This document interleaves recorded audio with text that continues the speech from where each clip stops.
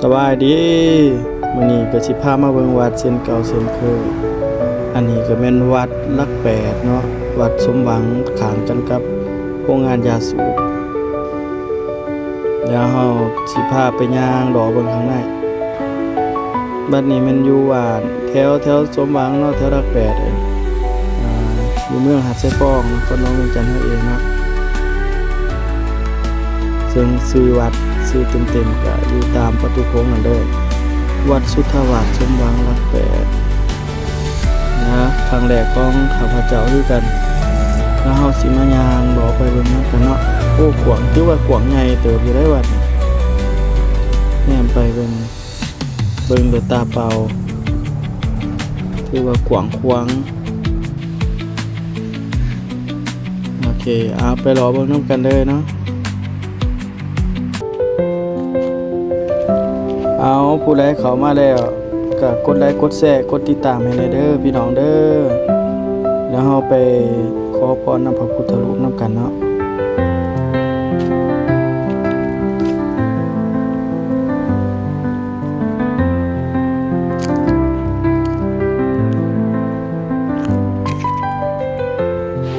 ยกมือเสียเก่าเท่าเสียหัวขอพรเอาเด้อพี่น้องเด้อเนาะผู้ใดอยากปรารถนาแนวใดก็นึกเอาในใจ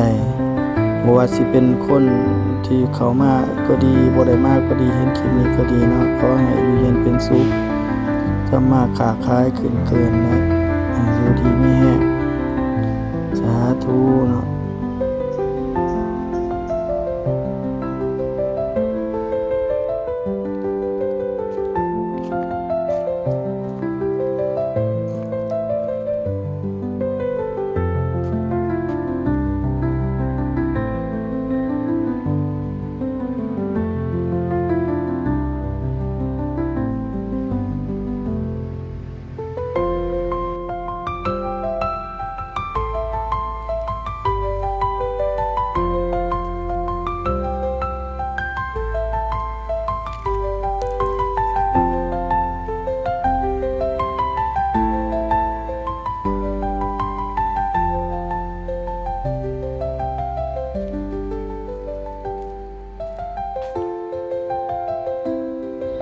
อยู่ดีมีแห้งเบิดทุกผู้ทุกคนเด้อบรรดา FC ทั้งหลายเนาะหรือว่าบ่แม่น FC ก็แล้วแต่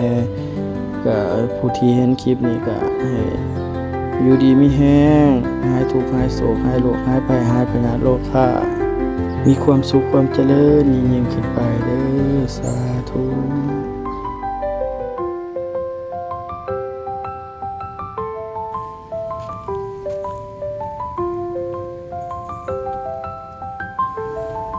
เดินวัดเพิ่นก็กว้างกว้าง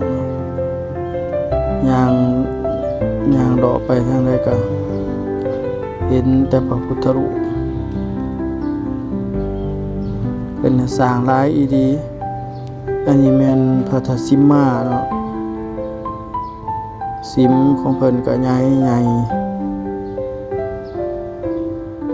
ประตูทางขึ้นก็เฮ็ดพญานาคใส่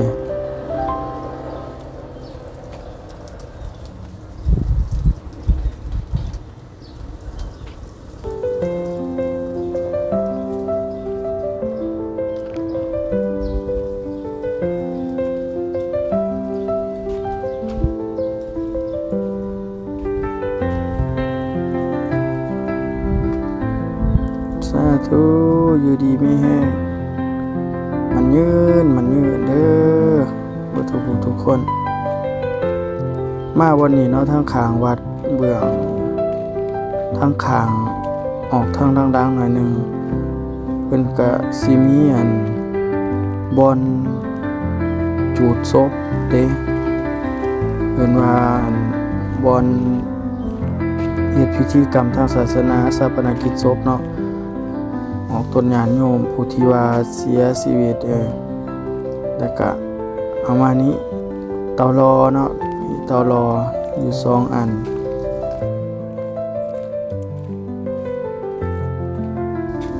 มีศาลาเฮ็ดทำพิธีวัดเพิ่นนี่ก็ถือว่ากว้างใหญ่อีกวัดหนึ่งเนาะใหญ่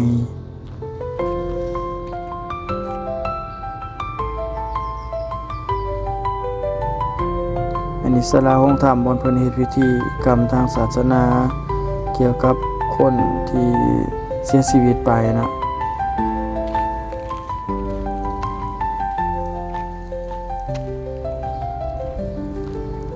แล้วอย่างมาทางเบื้องหลังของพระธาตุสิมมาว่าวันนี้เพิ่นก็ให้เฮามาเบิ่งทางหลังใหญ่เด้งามดีอยู่เนาะวันนี้ก็สิมีกกใหม่จะเป็นต้นอีหยังแหละบ่ฮู้ใหญ่นี่ป่าเย็นเด้บ่นี่วันนั้นก็กุดหน่อยเพิ่นถ่ายเบิ่งเบิดทุกซอกทุกมุม เบิ่งไปนำกันอันนี้ก็ครั้งแรกของข้าพเจ้าคือกันที่ว่าได้ย่างมาเบิ่งได้เข้ามีโอกาสเนาะได้เข้ามาแวะชมวัดสมหวังเหนือบ่แม่นสมหวังวัดสมหวังซื่อๆสมหวังหลัก8เมืองหาดไชฟองนครหลวงเวียงจันทน์ให้เองติดกับโรงงานยาสูบนั่นแหละเนาะ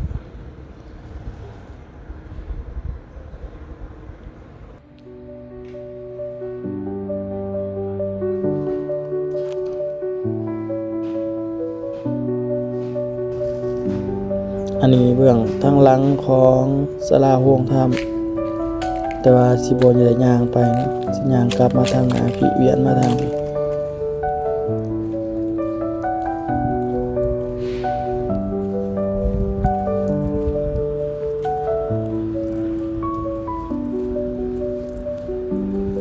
เบื้องศาลาโฮงธรรมกับกุฏิเพิ่นก็สิปูเทซีมังเนาะหรือว่าปูคอนกรีต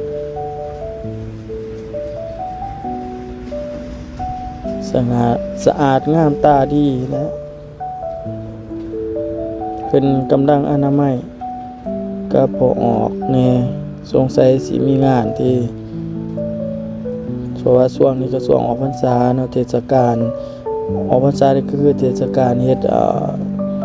ดบุญประเพณีบุญมหากฐินเนาะเฮ็ดกฐินช่วงนี้เป็นเทศกาลเฮ็ดกฐินน่ะแต่ละวัดเพิ่นก็ต้องมีพอออกไม่ออก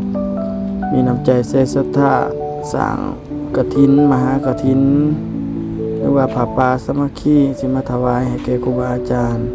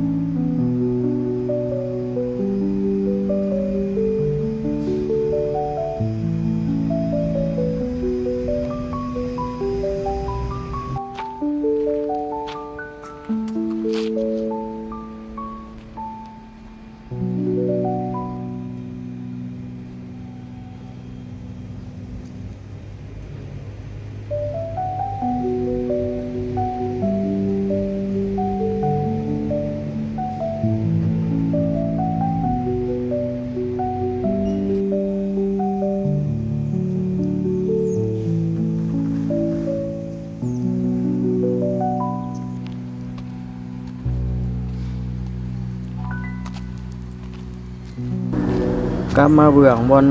ทางเขาเนาะทางเขาบางขวามือก็สิมีกกบกใหญ่อยู่นี่กกใหม่ลายจัดว่าเป็นวัดหนึ่งที่ว่าอุดมสมบูรณ์ด้วยต้นไม้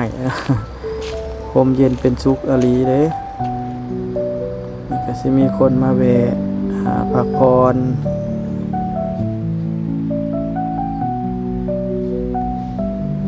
ว่าไทยตัวนี้ก็คือมันอันนั้นเนาะห่อนได้กลางเว้นเลยเอาผู้ใดเห็นคลิปนี้ก็ขอให้อยู่ดีมีแห้งเนาะบ่ทุกคนสุขภาพเข้มแข็งซื้อได้ขายไม้ร่ำรวยเด้อขอจบคลิปไว้เพียงเท่านี้เนาะโอกาสหน้าพบกันใหม่ไปเบิ่งในคลิปต่อไปว่าสิไปวัดใดจังซี่ส่วนหลายเฮาสิถ่ายเป็นวัดเนาะเอาโชคดีมีชัยสาธุ